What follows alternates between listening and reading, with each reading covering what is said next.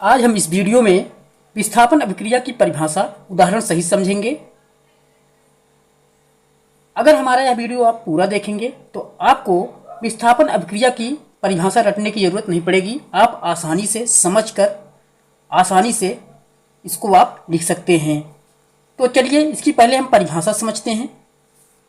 विस्थापन अभिक्रिया, इसकी परिभाषा है वह रासायनिक अभिक्रिया जिसमें अधिक क्रियाशील तत्व कम क्रियाशील तत्व के यौगिक से उस तत्व को विस्थापित कर देता है तथा स्वयं उसका स्थान ग्रहण कर लेता है, उसे विस्थापन अभिक्रिया कहते हैं।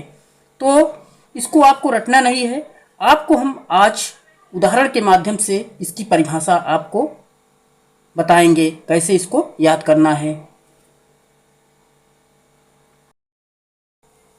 चलिए उदाहरण में हम विस्थापन अभिक्रिया का एक समीकरण लिखते हैं जिससे आपको समझ में आएगा कि विस्थापन अभिक्रिया की परिभाषा हमें कैसे लिखना है। जैसे यहाँ पे जिंक है, ये क्या है? जिंक है। जब यह जिंक कॉपर सल्फेट से क्रिया करता है, कॉपर सल्फेट, तो यहाँ पे जिंक एक तत्व है और एक कॉपर क्या है? यहाँ पे कॉपर सल्फेट एक यौगिक है, इससे क्रिया करता है।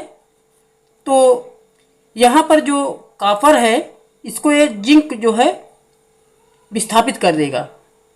तो यहाँ पे इसके स्थान कॉपर सल्फेट में कॉपर के स्थान पे जो है जिंक चला जाएगा, तो यहाँ पे बन जाएगा ZnSO4, तो हो जाएगा जिंक सल्फेट। और जो कॉपर है ये यहाँ पे चला आएगा। तो इस तरह से हम इसका समीकरण लिखेंगे। तो यहाँ पे इसकी परिभाषा हमें कैसे समझना है, तो देखिए इसमें लिखा है वह रासायनिक अभिक्रिया जिसमें अधिक क्रियाशील तत्व। तो यहाँ जो जिंक है वो अधिक क्रियाशील तत्व है और कॉपर सल्फेट है एक तत्व का यौगिक है। इसमें जो कॉपर है एक कम क्रियाशील तत्व है। तो यहाँ पे जो जिंक है एक कॉपर सल्फेट से कॉपर को विस्थापित कर देता है और स्वयं उसका स्थान ग्रहण कर लेता है।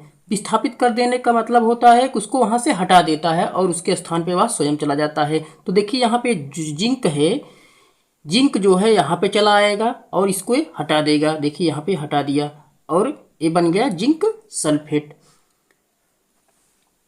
तो चलिए एक और समीकरण बनाते हैं।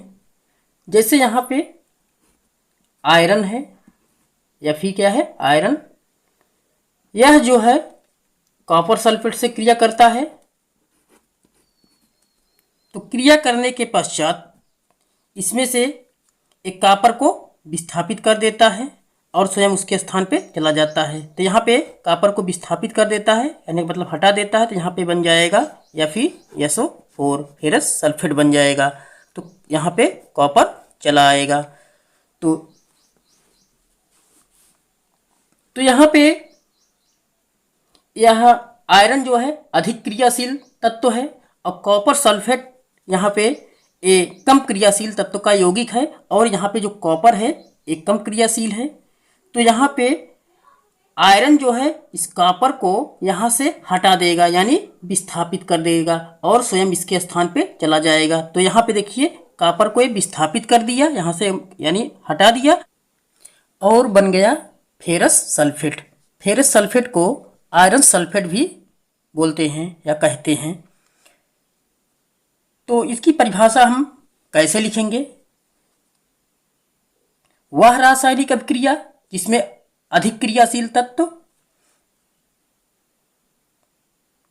कम क्रियाशील तत्व के यौगिक से उस तत्व को विस्थापित कर देता है। तो यहाँ पे वह तत्व क्या है? कॉपर है, उसको विस्थापित कर देता है और स्वयं उसका स्थान ग्रहण कर लेता है।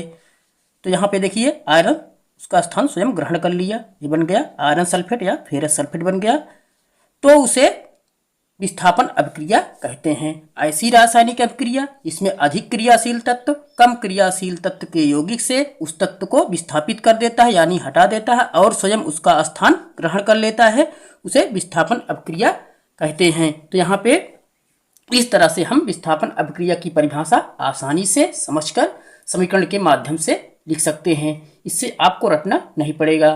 तो आपको हमारा यह वीडियो कैसा लगा? अगर अच्छा लगा हो प्लीज़ हमारे चैनल को आप सब्सक्राइब कर दीजिएगा और वीडियो को लाइक कर दीजिएगा और दूसरों को शेयर कर दीजिएगा। धन्यवाद।